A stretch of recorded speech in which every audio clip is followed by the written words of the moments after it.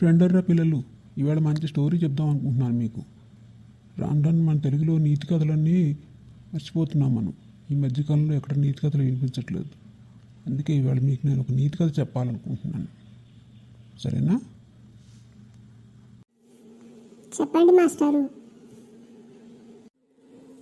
చెప్పండి మాస్టారు, చాలా బాగుంటాయి. అనగా శివరామపురం అనే ఒక గ్రామం ఉంటుంది.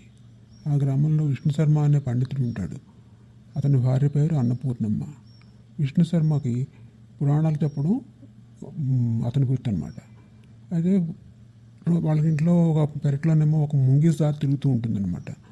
ఈ అన్నపూర్ణమ్మ గారు ఏం చేస్తుందంటే, రోజు మిగిలిపోయిన ఈ అన్నం ఉంటుంది కదా, సద్దన్నం లాంటిది, ఆ చెట్టు కింద పోస్తే అక్కడే పక్కన ఉన్న కలుగులోంచి వచ్చి ఆ ముంగిస తిని అలా పడుకుంటూ ఉంటుంది అనమాట.